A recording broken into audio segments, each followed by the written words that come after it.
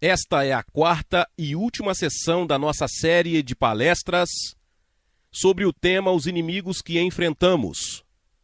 Nós, é claro, sendo o povo de Deus, a Igreja de Jesus Cristo. Nas duas palestras anteriores, tratei do que acredito serem os dois principais inimigos que a Igreja enfrenta hoje. A primeira é a bruxaria. E a segunda é o espírito ou o poder do anticristo. A feitiçaria eu defini como realmente a religião universal da humanidade caída. O meio pelo qual os homens, através de todos os tempos, têm procurado fazer contato com o reino rebelde de anjos de Satanás nos lugares celestiais, adorando-os de uma forma ou de outra como deuses. O anticristo é um tipo diferente de poder espiritual, que só tem relevância onde o evangelho de Jesus foi proclamado pela primeira vez. Salientei que a palavra anti tem dois significados. Em primeiro lugar, contra, em segundo lugar, no lugar de. E a pressão do espírito do anticristo é contra Jesus, o verdadeiro Messias, para eliminá-lo. Mas, então, o segundo passo é substituí-lo por um falso Messias. E eu sugeri a você que a força espiritual está trabalhando ativamente na igreja hoje. Também tentei dar-lhe apenas uma pequena imagem de como acredito que será a manifestação final do espírito do anticristo, o anticristo, a besta. Agora quero passar do negativo para o positivo. Nesta palestra final, quero tratar da vitória da igreja. Tentei definir brevemente os principais inimigos que enfrentamos, com o propósito de mostrar como podemos obedecer a Deus e vencer esses inimigos pelos meios que Deus providenciou. A primeira coisa que acho que precisamos entender é esta: todas as promessas que encerram a Bíblia, todas as promessas do livro do Apocalipse, a revelação final de Jesus à sua igreja, todas as promessas positivas são apenas para aqueles que vencem. Não há promessas para os derrotados. Paulo disse: não se deixe vencer pelo mal, mas vença o mal pelo bem. Acredito que só temos duas opções. Em última instância, ou vencemos ou somos vencidos. Não existe um terceiro terreno. E não há promessas positivas de Deus para aqueles que se deixam vencer. Nos capítulos 2 e 3 do livro do Apocalipse, temos uma palavra que Jesus enviou a cada uma das 7 igrejas. E cada uma promessa final a cada uma dessas 7 igrejas é para aquele que vencer. Não há promessas para quem não supera. Precisamos encarar isso com muita seriedade. Deus tornou possível que superássemos. Ele espera que superemos. Isso está realmente resumido em um versículo próximo ao final do Apocalipse capítulo 21, versículo 7. Quem vencer herdará todas as coisas. E eu serei seu Deus e ele será meu filho. Então o vencedor fica com tudo. E quem não supera não ganha nada. Ou é total de uma forma ou de outra. Penso que um dos grandes enganos que o diabo impõe à igreja cristã é que de alguma forma convencer-nos de que existe um meio termo. Não sou realmente o vencedor, mas não quero aceitar o fato de que fui vencido. Não creio que o Novo Testamento indica que existe tal meio termo. Então estamos falando agora sobre vencedores. De vez em quando surge um novo grupo dentro da igreja que afirma ser o vencedor. No decorrer da minha experiência cristã, que dura quase 50 anos, poderia citar 2 ou 3 grupos diferentes. Quero lhe dizer uma coisa: se você encontrar um grupo que lhe diga, se você quer estar certo, precisa se juntar a nós, pode ter certeza de uma coisa: se você se juntar a eles, você está errado. Ninguém tem um monopólio da superação. Não é um rótulo, não é uma doutrina, é uma vida. Tudo bem, agora estamos falando para vencedores. Para aqueles que estão convencidos pela fé nas Escrituras e em Jesus, de que é possível vencer. A primeira coisa que precisamos entender ao lidar com as forças satânicas é muito importante e básica. É que Jesus, através da sua morte e ressurreição, já administrou a Satanás uma derrota total, permanente, final e irreversível. Ok? Se você não entender isso, você não tem nenhuma base para a vitória. Deixe-me repetir essas palavras: uma derrota total, permanente, final e irrevogável.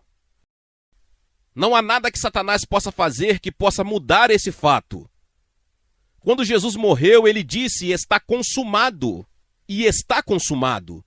Nada precisa ser acrescentado ao que ele fez, e nada pode ser retirado do que ele fez. Isso é afirmado muito claramente em Colossenses capítulo 2, os versículos 13 ao 15. Essas são declarações complicadas. E eu poderia passar o resto dessa sessão tentando explicar o que elas significam, mas pretendo não fazer isso. Eu só quero identificar certas declarações. Colossenses capítulo 2, versículo 13.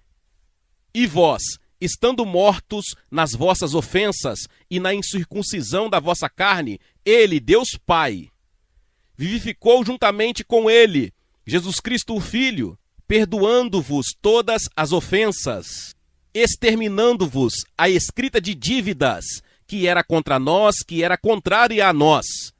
E ele a tirou do caminho, pregando-a na cruz, tendo desarmado principados e potestades. Ele fez deles um espetáculo público, triunfando sobre eles na cruz. Vamos começar com um versículo final. Os principados e potestades mencionados ali são os mesmos que vimos anteriormente em Efésios 6,12. Nossa luta é contra os principados e potestades, os vários níveis e ordens do reino de Satanás. É contra isso que estamos lutando. Mas precisamos entender que Jesus já ministrou uma derrota pública a Satanás. A palavra usada ali é ele triunfou. Você precisa entender o que é um triunfo. Faz parte da cultura do Império Romano. Quando um general romano era particularmente bem-sucedido na guerra, ao retornar a Roma, o Senado de Roma votava nele como triunfo. E neste triunfo ele foi colocado em uma carruagem, puxado por um cavalo branco, e foi conduzido pelas ruas de Roma, e todo o povo de Roma alinhou-se nas ruas aplaudindo, e atrás dele estavam todas as evidências de suas vitórias. Os governantes e comandantes que ele derrotou foram conduzidos acorrentados atrás dele. Depois, um grande número de prisioneiros foram conduzidos atrás dele. E em alguns casos, até animais selvagens dos territórios conquistados. Animais talvez que o povo romano não tivesse visto. Então isso é um triunfo. Não é conquistar a vitória. É celebrar a vitória já conquistada. E Paulo, nesta linguagem, está dizendo que por sua morte e ressurreição, Jesus foi colocado na carruagem triunfal e conduzido através do mundo invisível. E atrás dele estavam todas as forças de Satanás acorrentadas. Esta é a totalidade da vitória. Agora, para obter uma vitória, Jesus fez duas coisas por nós. Só posso abordá-los brevemente. A primeira diz respeito ao passado. Precisamos ter em mente que a grande arma de Satanás contra nós é a culpa. Enquanto ele puder nos manter culpados, não seremos páreo para ele. Mas nesta vitória, Jesus tratou do problema da culpa. Primeiro, em relação ao passado, Ele tornou possível que todos os nossos pecados anteriores fossem perdoados. Diz, tendo perdoado todas as ofensas. Essa palavrinha todos é muito importante. Temos que acreditar que todos os pecados que cometemos foram perdoados. Se tivermos pelo menos um pecado não perdoado, é uma alavanca que Satanás pode usar contra nós, para nos frustrar e nos tornar ineficazes. A outra coisa é mais complicada, mas deixe-me dizer brevemente. Jesus aboliu a lei de Moisés como meio de alcançar a justiça diante de Deus. Ele não a aboliu assim como todas as lições que nos chegam da lei de Moisés. Mas ele aboliu a lei de Moisés como requisito para alcançar a justiça diante de Deus. Enquanto a lei fosse um requisito, toda vez que quiséssemos reivindicar justiça, Satanás poderia ficar ali e apontar para algum mandamento, alguma ordenança que não havíamos obedecido e dizer, aí está você não tem o direito de se aproximar. Mas quando Jesus morreu na cruz, ele pôs fim à lei nesse aspecto. E a Escritura diz isso muito vividamente, ele pregou-a na cruz. Então, quando vamos além da cruz, não estamos sob a lei. Agora, a nossa justiça não depende do cumprimento dos mandamentos, depende da fé. Somos justificados, tornados justos pela fé. Isso é sempre muito vívido para mim, no que diz respeito ao relacionamento com Jesus, com Pedro na última ceia. Jesus disse a Pedro, você me negará 3 vezes antes do fim da noite. Porque Pedro disse que não faria isso, mas você sabe que ele fez. Então Jesus disse, mas eu orei por você. Não para que você não me negue, mas o quê? Para que sua fé não desfaleça. Se você continuar acreditando, sua fé o seguirá. Portanto, nunca se afaste da sua fé, que nenhum fracasso, nenhuma acusação, nada o desvie da sua fé de que Jesus morreu em seu lugar, levou seus pecados, foi feito pecador por você e lhe ofereceu as suas vestes de justiça imaculada. Você sabe o que significa ser justificado? Isso não faz parte da minha pregação, mas é muito importante. É uma frase legal. Você foi julgado pelo tribunal do céu e o tribunal deu o seu veredito. E o veredito é inocente. Maravilhoso, inocente. Satanás, você pode dizer o que quiser, você pode apontar todos os meus pecados e todas as minhas falhas, todas as minhas inadequações e eu concordarei com você. Posso até contar algumas coisas que você não conhece, mas o tribunal do céu declarou inocente. Sou considerado justo, feito justo. Justificado, você sabe o que eu digo? Como se eu nunca tivesse pecado, é isso.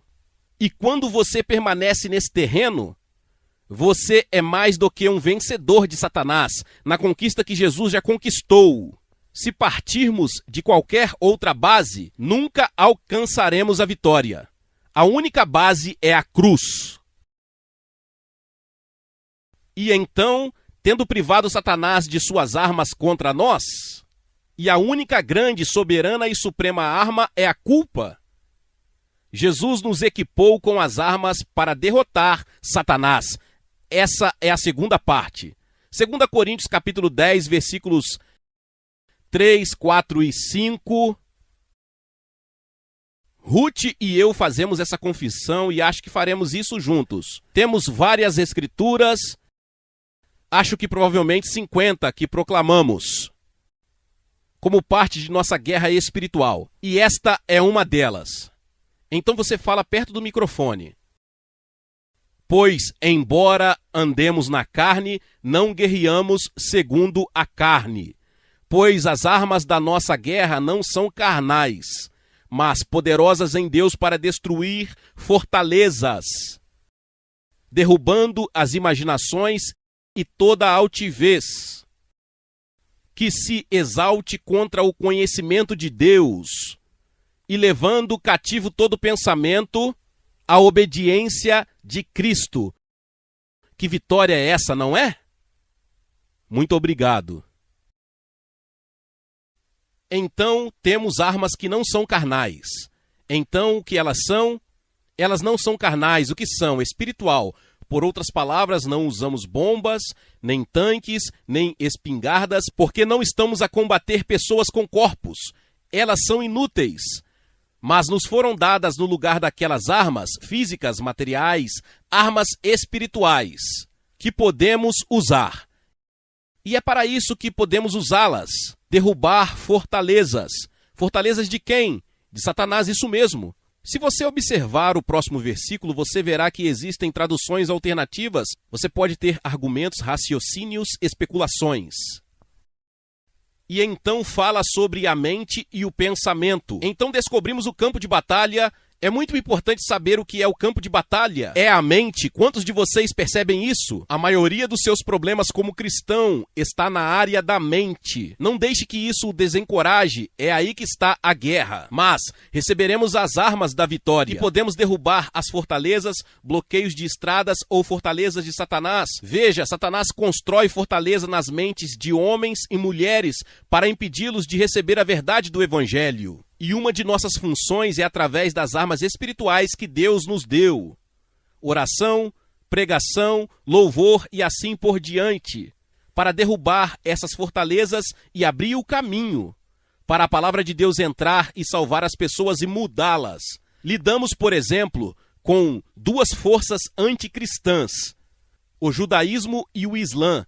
Na nossa última conversa, cada um deles tem uma fortaleza específica que você deve destruir.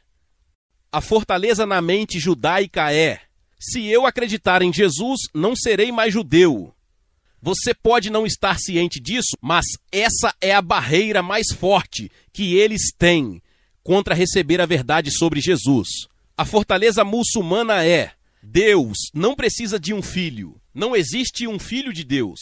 E se quisermos alcançar eficazmente tanto os judeus como os muçulmanos, teremos de usar estas armas espirituais para destruir essas fortalezas, antes de podermos realmente causar impacto sobre eles.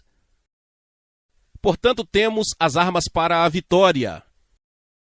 Observe que o objetivo final é levar todo pensamento cativo à obediência de Cristo. É uma tarefa impressionante. Primeiro de tudo, temos que libertar as mentes das pessoas do falso cativeiro de Satanás. E depois temos que trazer as suas mentes ao cativeiro para a obediência a Jesus. Isso é maravilhoso, não é? Mas recebemos as armas para fazê-lo. Agora a minha palestra essa noite não é sobre essas armas. Já dei muitas palestras sobre esse tema no passado. Mas quero tratar apenas de certos requisitos básicos gerais para que a igreja seja vitoriosa. Vou lidar com eles brevemente. Na verdade, listei 7. Você provavelmente poderia fazer 8 ou 6, mas na minha elaboração de contornos chega ao número 7. Geralmente paro. Tudo bem? Vamos abrir em Mateus 12, versículo 25. Aqui está uma declaração de Jesus que é extremamente importante. E acho que temo que a igreja muitas vezes tenha ignorado isso. Mateus 12, 25, Jesus disse: todo reino dividido contra si mesmo será desolado, e toda cidade ou casa dividida contra si mesma não subsistirá. Já falamos sobre o reino de Deus. Mas se o reino de Deus estiver dividido contra si mesmo, não poderá vencer. Portanto, o principal ataque de Satanás à igreja é dividir-nos. Ele teve sucesso? Lamento dizer, ele tem sido extremamente bem-sucedido. Uma coisa que temos que fazer é resistir à divisão. Isso não significa que nos associamos automaticamente a tudo e a todos que são chamados de cristãos, mas significa que onde quer que existam pessoas que sejam verdadeiros crentes em Jesus de acordo com as Escrituras e comprometidas em amá-lo e servi-lo, temos que reconhecê-los como nossos irmãos e irmãs. E não permitimos que barreiras desnecessárias se interponham entre eles e nós. Ruth e eu, em nosso ministério com quem trabalhamos, não sei com quantos ministérios e pessoas diferentes ao redor do mundo. E basicamente posso dizer que não temos problemas no relacionamento com eles. Acho que a principal razão é porque eles e nós estamos comprometidos com algo positivo. E estamos comprometidos com Mateus 24:14. Este evangelho do reino será proclamado em todo o mundo, em testemunha a todas as nações e então virá o fim. Acreditamos que é nossa responsabilidade preparar o caminho para o Senhor, proclamando o evangelho do reino a todas as nações. E onde quer que nos encontremos com pessoas que têm esse objetivo principal baseado nas Escrituras, talvez nunca as tenhamos conhecido antes, mas em 10 minutos sentimos como se a conhecêssemos durante toda a nossa vida. Portanto, não vamos nos concentrar no negativo. Vamos nos concentrar no positivo. Você descobrirá que onde as pessoas estão verdadeiramente comprometidas com a oração e a intercessão ou com o evangelismo, as barreiras caem. Onde as pessoas estão todas ligadas à estrutura e aos programas da igreja, geralmente há problemas. Portanto, a primeira coisa que precisamos fazer é nos proteger contra divisões. Não é fácil. Certamente não temos todas as respostas, mas quando lhe dermos a devida prioridade, penso que estaremos mais perto de o conseguir. Então, a segunda coisa que temos que fazer, e isto é tremendamente importante, é conhecer e proclamar toda a palavra de Deus. Agora quero abrir em 2 Timóteo, capítulo 3, e se tornou um capítulo muito significativo para mim recentemente, porque acho que é um retrato dos últimos dias. Se você começar no primeiro versículo de 2 Timóteo, capítulo 3, ele diz: mas saiba que nos últimos dias sobrevirão tempos difíceis. E todo este terceiro capítulo trata de coisas que são particularmente relevantes para os últimos dias. A primeira coisa que faz é pintar um quadro da degeneração geral do caráter e da conduta humana à medida que a era chega ao fim. E Paulo destaca 18 grandes manchas morais ou éticas que caracterizarão a humanidade no final desta era.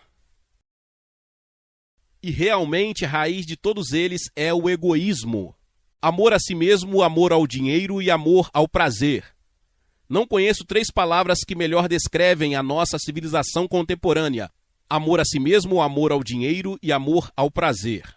Todos os outros estão dentro desse contexto. O grande inimigo é o egoísmo. Precisamos ter isso em mente, porque o fato de não nos entregarmos às drogas, ao álcool ou à imoralidade não nos separa necessariamente do mundo. A única coisa que realmente nos separa é o altruísmo. E eu acho que muitos fiéis morais e de boa vida são basicamente pessoas extremamente egoístas. É o número um primeiro. E precisamos entender que essa não é a marca distinta da igreja nos dias de hoje. A marca distinta é o altruísmo, pelo compromisso com Deus e com a humanidade em servir e ser servos. Então Paulo continua a partir daí e aponta várias outras características no fim dos tempos, algumas das quais retornaremos talvez mais tarde. Ele descreve muito claramente um tremendo surgimento do ocultismo, que novamente é muito visível em nossa época. E então ele chega ao que acredito ser a resposta de Deus no final do capítulo 3. Começando no versículo 16. Toda a Escritura é inspirada por inspiração de Deus. Quanto das Escrituras? Todas. Tem certeza? Há muitas pessoas que não têm mais certeza sobre isso. Há muitos pregadores que acreditam que é seu trabalho endireitar Deus, editar a Bíblia, descobrir onde ela precisa ser mudada. Essa não é minha atitude. Quero dizer, eu creio. Toda a Escritura é inspirada por Deus e útil para ensinar, para repreender, para corrigir, para instruir na justiça, para que o homem de Deus seja completo e perfeitamente equipado para toda boa obra. Entendo que isso significa que para o povo de Deus esteja completamente equipado, toda a verdade da Bíblia deve ser apresentada a eles, e não apenas pequenas passagens. Você tem que saber o que está no livro de Esdras. Você tem que conhecer o ensinamento de Amós. Você tem que entender a epístola a Filemon, porque todas elas são necessárias para que você esteja totalmente equipado. Talvez você precise gastar muito menos tempo em frente à televisão, se quiser estar bem equipado, porque é um trabalho de tempo integral. Estar totalmente equipado para o serviço cristão. Agora tenha em mente que as divisões de capítulos não existiam desde Paulo. Então Paulo continua no próximo capítulo, o primeiro versículo. Eu te exorto, portanto. Para que serve o portanto? Você já me ouviu dizer isto. Quando você encontra um portanto, você quer descobrir para que ele existe. Isso mesmo. Por causa do que ele disse no final do capítulo 3. Ele chega a esta acusação tremendamente solene. Veja as palavras. Conjuro-te, portanto, diante de Deus e do Senhor Jesus Cristo, que julgará os vivos e os mortos na sua vinda e no seu reino. Você não poderia ter uma acusação mais solene do que essa, por assim dizer, na presença de Deus e à luz do fato de que todos teremos que responder a Jesus em seu tribunal quando ele vier. Então, qual é a mensagem? Versículo 2.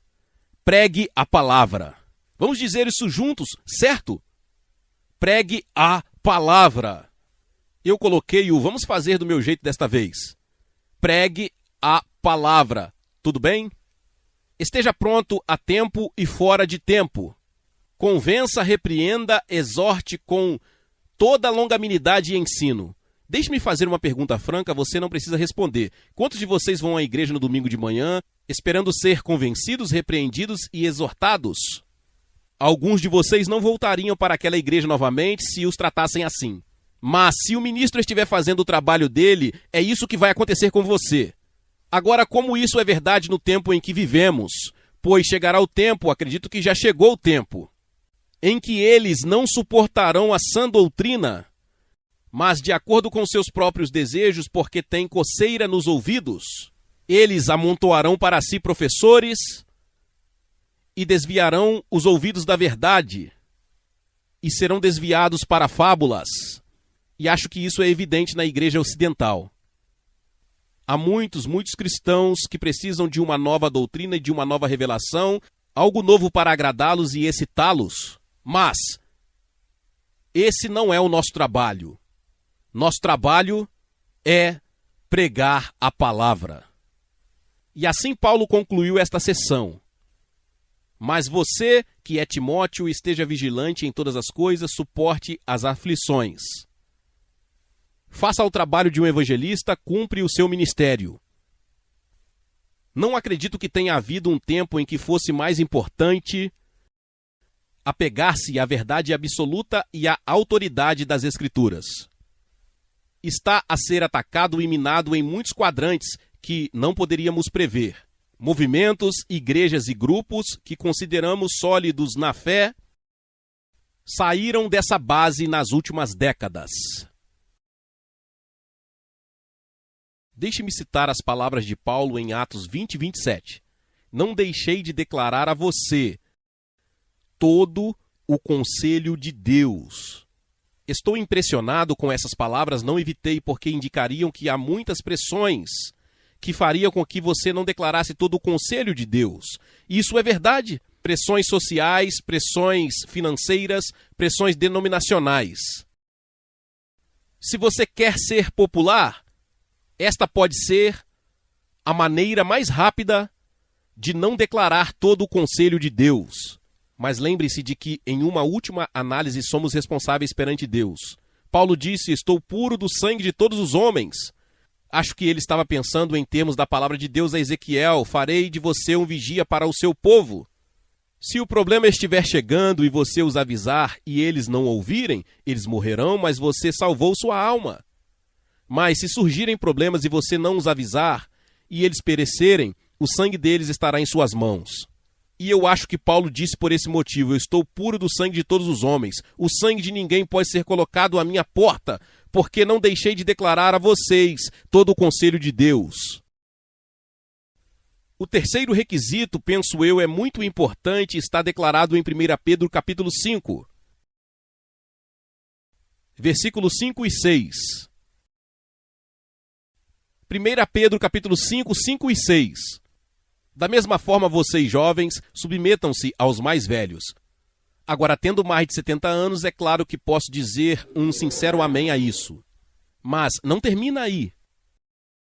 Sim, todos vocês com mais de 70 anos, com mais de 50 ou com mais de 20 anos.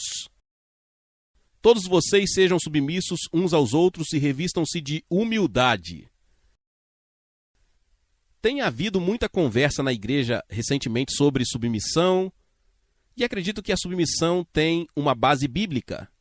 Aponto para a maioria das pessoas que o que realmente importa na submissão é a submissão. Você pode ser submisso mesmo quando não se submete. É a atitude e não o código de conduta. Pedro diz: vista-vos todos de humildade. Esta é uma metáfora que não aparece em inglês. A palavra que ele usa significa vestir um avental de humildade. E a palavra é usada para designar um avental usado apenas por escravos. Então, quando você vestiu esse avental, todo mundo sabia que você era um escravo. Então ele diz: coloque um avental, uma atitude de humildade, que mostra que você é um escravo de todo mundo. Porque Deus resiste aos orgulhosos, mas dá graça aos humildes. Portanto, humilhe-se sob a poderosa mão de Deus, para que ele possa exaltá-lo no tempo devido. Sempre aponto para as pessoas que humildade não é algo que Deus possa fazer por nós.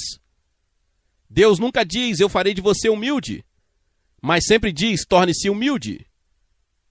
É uma decisão, nós temos que fazer isso. E então não vou voltar aqui, mas se você estiver interessado, há um exemplo notável em Esdras, capítulo 8, versículos 21 ao 23. De uma maneira específica de nos humilharmos.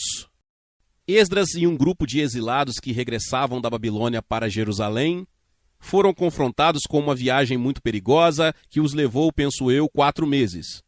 Eles tinham consigo todos os vasos preciosos do templo e suas esposas e filhos, mas Esdras recusou uma escolta militar do monarca persa. Ele disse: vamos confiar em Deus. E ele teve que fazer isso porque testificou que Deus protegia aqueles que o serviam. Veja, essa é uma das bênçãos de testificar. Quando você testemunha, você tem que viver de acordo com o seu testemunho. Então ele não pediu um bando de soldados e cavaleiros, mas disse: nós proclamamos um jejum ali no rio Ahava, para que pudéssemos afligir-nos ou humilhar-nos diante do nosso Deus, para que buscamos o caminho certo. E isso é totalmente bíblico. Não tenho tempo para entrar nisso, mas uma das maneiras indicadas de nos humilharmos é jejuar. Davi disse no Salmo 35:13: humilhei a minha alma com o jejum. Por que sua alma precisa ser humilhada? Porque é o ego arrogante e egoísta que há em você. É aquilo que diz: eu quero, eu penso, eu sinto, eu sou importante, olhe para mim. E isso tem que ser humilhado antes que Deus possa realmente fazer o que quer fazer em nossa vida. Sempre que conto isso, penso sempre em um advogado de Washington, D.C., um bom advogado há muitos anos. Ele me ouviu ensinar sobre jejum, ele é um cristão e decidiu que faria isso. Ele teve um dia miserável. Cada vez que passava por um restaurante, um lugar de comida, sua boca salivava, seu estômago roncava e ele queria entrar.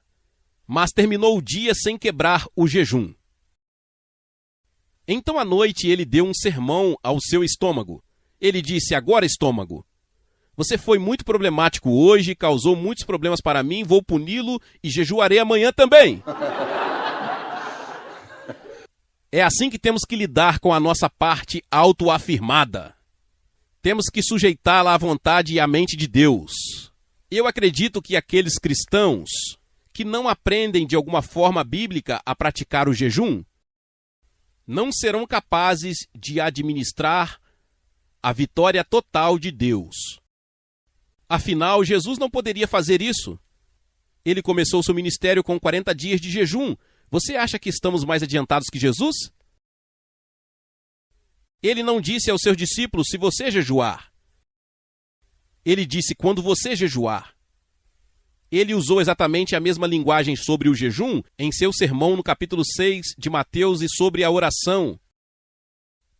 Se ele espera que oremos, ele também espera que jejuemos.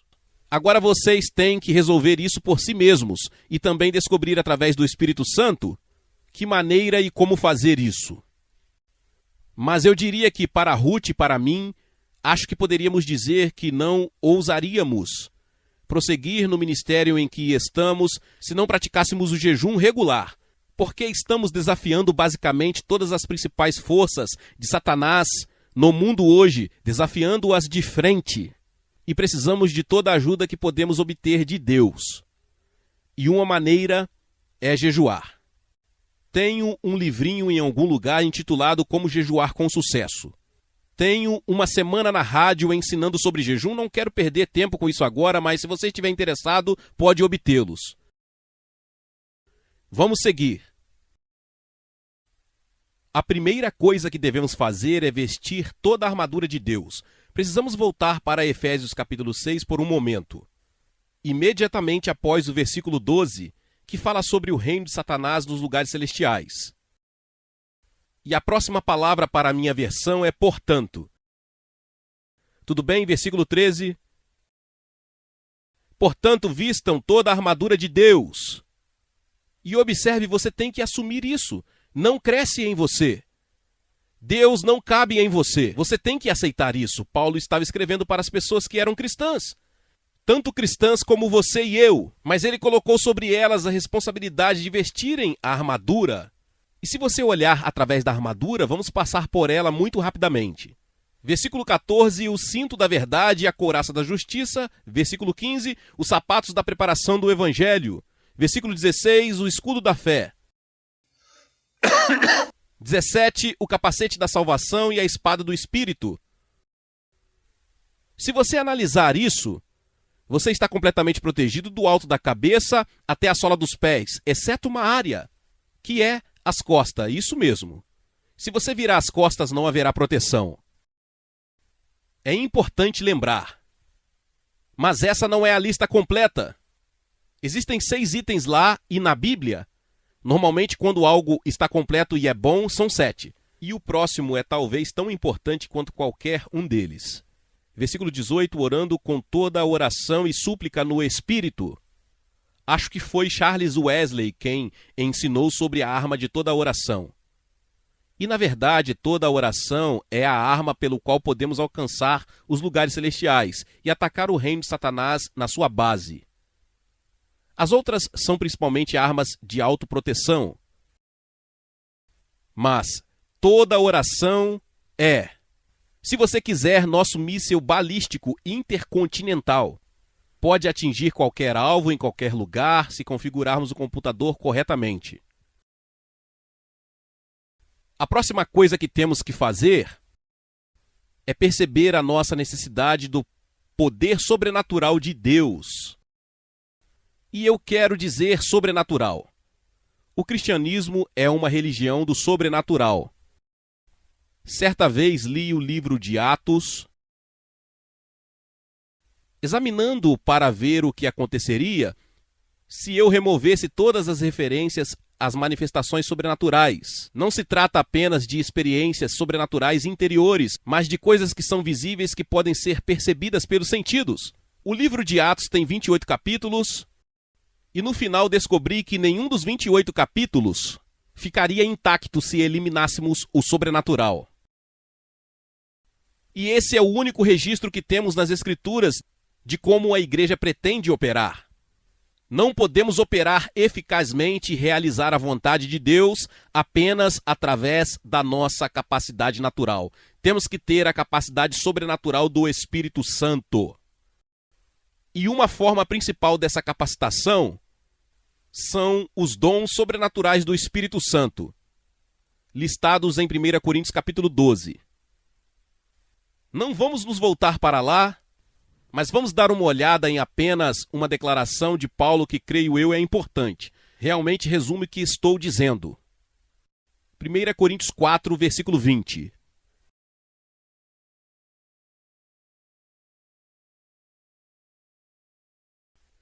Coríntios 4, versículo 20.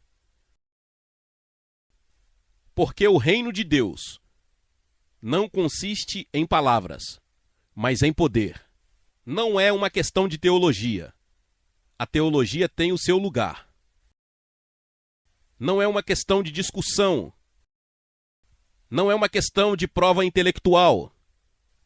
É a demonstração do poder sobrenatural de Deus. E eu gostaria de olhar para as palavras de Paulo em 1 Coríntios capítulo 2, apenas 2 capítulos atrás. Os primeiros 5 versículos. 1 Coríntios 2, do 1 ao 5. E eu, irmãos, quando fui ter convosco, não fui com excelência de palavra ou de sabedoria, declarando-vos o testemunho de Deus. Porque decidi não saber entre vós, senão a Cristo e este crucificado. Você se lembra de quando dissemos sobre Gálatas capítulo 3? O que a bruxaria obscurece na igreja? Jesus Cristo crucificado. Paulo disse, e é nisso que eu estou interessado. Jesus Cristo crucificado. Recentemente eu estava pregando para uma congregação que continha um grande número de judeus em Jerusalém e salientei-lhes que realmente aquilo que é supremamente estimado entre o povo judeu em geral é o conhecimento. E aqui está um judeu que diz, decidi não saber nada, que é muito incomum, exceto Jesus Cristo e este crucificado. Por quê? Paulo disse, estive convosco em fraqueza e com temor e com muito tremor. Ele não era de alguma forma um orador impressionante. Minha fala e minha pregação não consistiram em palavras persuasivas de sabedoria humana, mas em demonstração do Espírito, o E maiúsculo, o Espírito Santo. Isso era poder. Esse era o segredo de Paulo. Por que o Espírito Santo testemunhou seu ministério com poder? Porque ele se concentrou em Jesus Cristo crucificado. Você pode trazer todos os tipos de sermões e teorias elegantes e citar todos os tipos de médicos e pessoas, o Espírito Santo fica entediado. Mas quando você começa a erguer Jesus crucificado, ele diz, darei testemunho disso. Acredito que essa seja a principal necessidade da igreja hoje, especialmente aqui neste país, onde estamos rodeados de muçulmanos. Você percebeu isso? Milhões de muçulmanos. E não há nada que alcance a mente muçulmana, senão a demonstração do sobrenatural. E temos uma oportunidade. Em vez de terem de ir até eles, eles virão até nós. Não poderíamos ir às suas nações e proclamar o evangelho, porque seríamos presos ou executados. Mas Deus providenciou para que eles viessem para cá. O que a igreja está fazendo a respeito? É hora de a igreja se levantar e dizer, demonstraremos a eles que Jesus está vivo. Às vezes digo, não há custo extra por isso, não está no meu esboço, mas acontece que é verdade. Vamos voltar para 2 Timóteo, capítulo 3, novamente, por um momento. Eu só quero apontar algo aí. Lembre-se, tudo isso tem a ver com os últimos dias. Esse é o tema deste capítulo. E ele diz no versículo 8, 2 Timóteo 3:8. Agora, como Janes e Jambres resistiram a Moisés, Janes e Jambres eram os mágicos do Egito. Eles resistiram a Moisés, assim também estes resistem à verdade.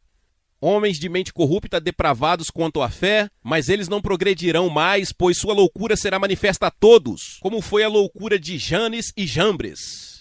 Então, o que Paulo está dizendo é que a disputa que ocorreu entre Moisés e os mágicos do Egito, na corte do faraó, será reencenada nestes dias, entre os servos de Jesus Cristo e os praticantes do ocultismo. E isso não será resolvido pela teologia. É uma disputa de poder, cujo poder é maior. E tenham em mente que os mágicos do Egito tinham muito poder. Os 3 primeiros milagres que Moisés fez, eles poderiam repetir. Eles poderiam transformar suas varas em cobras, eles poderiam transformar a água em sangue, eles poderiam invocar sapos do rio. Tudo isso foi sobrenatural.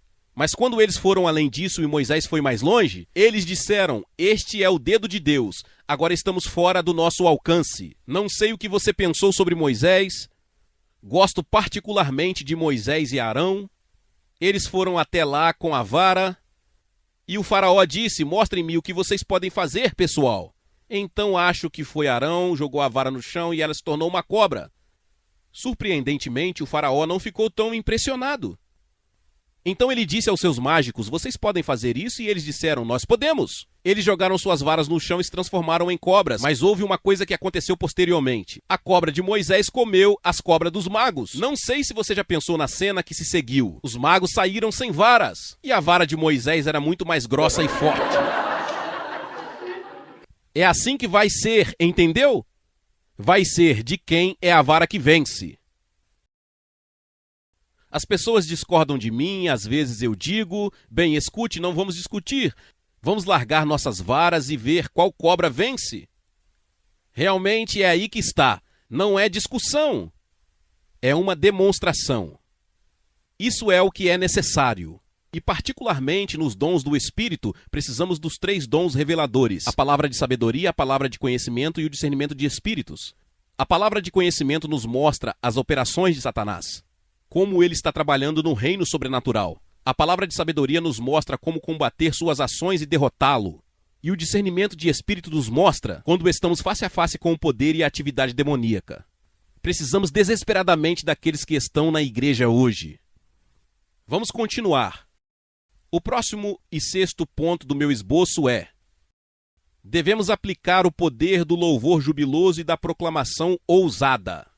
E há uma escritura que se tornou minha favorita. Em Jeremias 31, versículo 7. Jeremias 31, 7. Isso se refere à restauração de Israel nestes últimos dias. Pois assim diz o Senhor: cantem de alegria por Jacó, e gritem entre os principais das nações. Proclame de louvor e diga: ó Senhor, salva o teu povo, o remanescente de Israel. Há 3 armas ou 3 atividades mencionadas ali, que são cruciais para entendermos. Elas são louvar, proclamar e orar.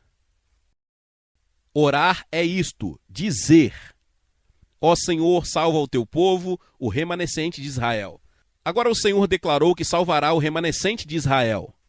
Você poderia dizer que ele poderia fazer isso sem a nossa oração.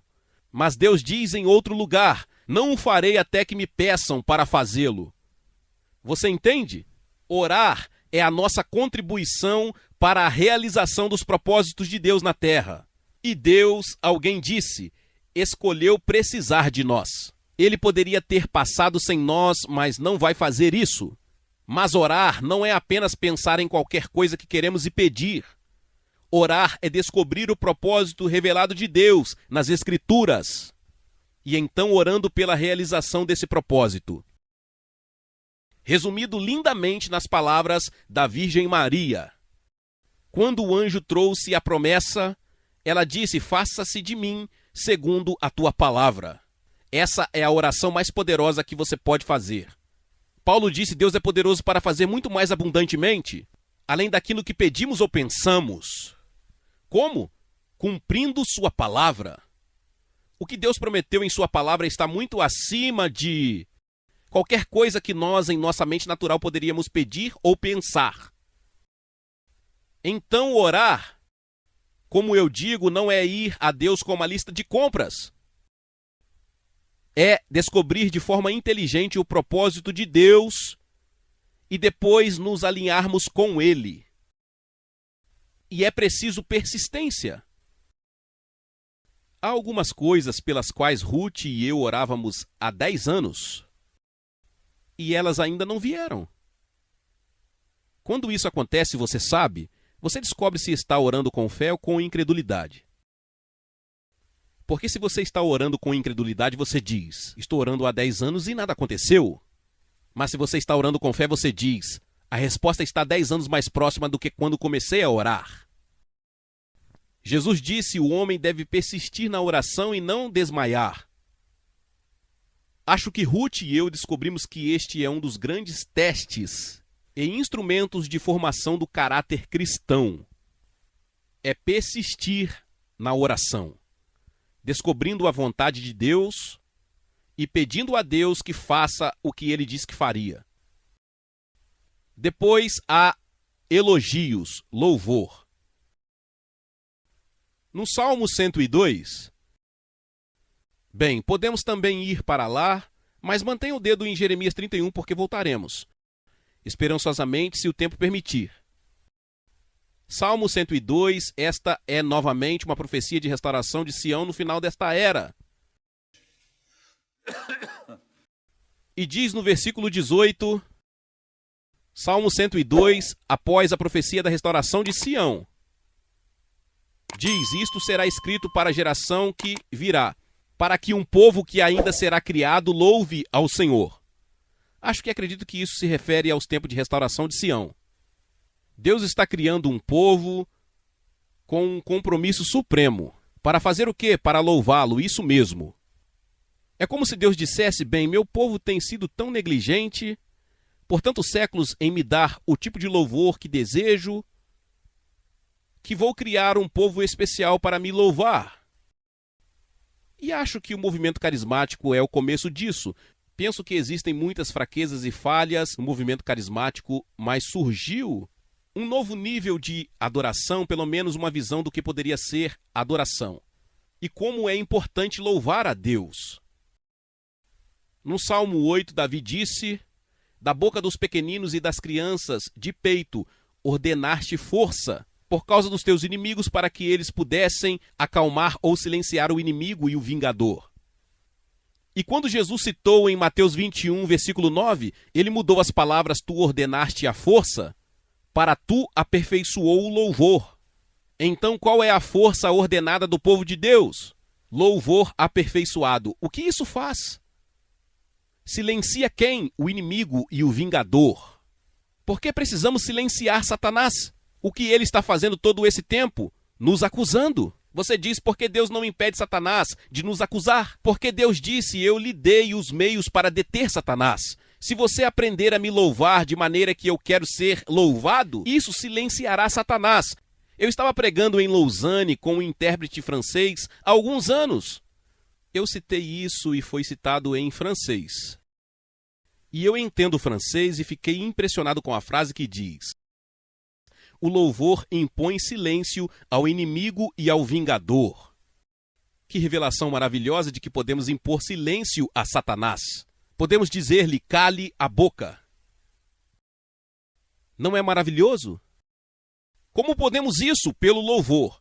Se o povo de Deus dedicasse tempo e aprendesse a louvá-lo, e passasse horas louvando-o, com corações puros e motivos honestos, sem tentar torcer o braço de Deus, mas louvando-o porque ele é digno de louvor, toda a atmosfera ao redor mudaria. Os corações das pessoas seriam abertos. Os poderes obscuros que amarram homens e mulheres seriam abalados e expulsos, e eu lhe digo que estamos à beira de um oceano poderoso, que é o poder do louvor. Então, voltamos para Jeremias 37, proclamação. Isto é algo que Deus começou a acelerar para Ruth e para mim nos últimos anos em nossa nova medida. Veja, proclamar é, na verdade, a atividade de um arauto. No Novo Testamento, a palavra usada para pregador é a palavra para arauto. Paulo disse que Deus fez dele um mestre, um apóstolo, um arauto, um proclamador. E desde que comecei meu programa de rádio, tenho uma visão cada vez maior do que pode ser alcançado apenas proclamando a verdade da palavra de Deus. Uma das grandes forças do Islã, como tal temos falado sobre o Islã, é que durante mais de 13 séculos, 5 vezes por dia, daquela mesquita saiu a proclamação sobre Alá e Maomé, e isso criou uma escuridão sobre aquelas nações, que se nunca experimentaram isso, não têm ideia de sua intensidade. O que é aquilo? Esse é o poder da falsa proclamação. Precisamos superar esse poder com o poder da verdadeira proclamação. Precisamos proclamar a verdade. Como você viu, Ruth e eu temos um arsenal de escrituras que usamos para proclamar. E proclamamos muitos deles várias vezes por semana. Vamos para Deuteronômio 33, 25. Só para lhe dar uma pequena demonstração. Agora, quando os proclamamos, transformamos você na Bíblia em nós, veja você. Agora isto é Deuteronômio 33, 25 e o seguinte. Os ferrolhos dos nossos portões serão de ferro e latão, e nossa força será igual aos nossos dias. Não há ninguém como o Deus de Jesurum, que cavalga nos céus para nos ajudar, e nas nuvens em sua majestade. O Deus eterno é o nosso refúgio, e por baixo estão os braços eternos. Ele expulsará nosso inimigo de diante de nós, dizendo: destruí-lo.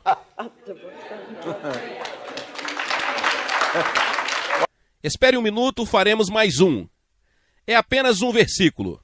Isto é, 2 Coríntios 9:8. É a base da nossa fé para o sustento financeiro do nosso ministério. E novamente transformamos vocês em nós. Deus é poderoso para fazer abundar em nós toda a graça, para que sempre, tendo toda a suficiência em todas as coisas, possamos abundar em toda boa obra. Quando você diz isso todos os dias, como pode temer alguma falta? E observe a graça, eu quero dizer-lhe que você não precisa merecer, você tem que acreditar. Tudo bem? Chegamos ao último ponto dos requisitos para a igreja ser vitoriosa, Apocalipse 12:11. Muitos de vocês conhecem esta escritura. Eles, os crentes na terra, o venceram. Quem é ele? Satanás. Você percebe que estamos em conflito direto com Satanás? Muito claro, eles o venceram. Nada no meio. É um conflito de pessoa para pessoa. Eles o venceram. Pelo sangue do Cordeiro e pela palavra do seu testemunho, e eles não amaram suas vidas até a morte. Esse é realmente outro exemplo de proclamação. Eu ensino que isso significa que vencemos Satanás, que testemunhamos pessoalmente o que a palavra de Deus diz que o sangue de Jesus faz por nós. Nós proclamamos isso. Tenho uma proclamação cétupla, mas não temos tempo para isso. Mas quando você faz isso, você vence Satanás. Mas você tem que ser um certo tipo de pessoa. Diz sobre essas pessoas: eles não amaram suas vidas até a morte. O que isso significa? Significa isto, que era mais importante para eles fazer a vontade de Deus do que permanecer vivos. O que é aquilo? Isso é compromisso. Satanás não tem medo de cristãos descomprometidos. Em última instância, ele pode desgastá-los. Mas aqueles que estão preparados para dar a vida, em vez de negar o Senhor ou retirar o seu testemunho, são os vencedores. Amém. Vamos orar, enquanto encerramos. Vamos orar pela igreja, inclusive por nós mesmos. Ó Deus, nós te agradecemos porque a tua palavra deixou tudo tão claro, as condições para a vitória e, acima de tudo, a gloriosa possibilidade de vitória. E queremos confessar, Senhor, os nossos pecados e as nossas falhas, que muitas vezes não acreditamos em Ti e não Te conhecemos. Senhor, lamentamos e pedimos o Seu perdão. Em nome de Jesus, em nosso nome e de toda a Igreja de Jesus Cristo. E oramos, Senhor, para que pelo poder do Seu Espírito Santo, o Senhor nos capacite a reunir as condições para sermos vencedores para a Sua glória. Em nome de Jesus, e todo o povo de Deus diz amém. Glória a Deus, louvado seja o nome do Senhor. Que palavra poderosa. Talvez você chegou até aqui e ouviu esta palavra e ainda não é inscrito aqui no canal. Se inscreva aqui no canal e ative o sininho das notificações. Todos os dias são postados vídeos abençoados aqui no canal para te abençoar. Deixe também o seu like e não se esqueça de compartilhar esta palavra com mais pessoas. Meus irmãos e minhas irmãs, nos vemos nos próximos vídeos. Amém.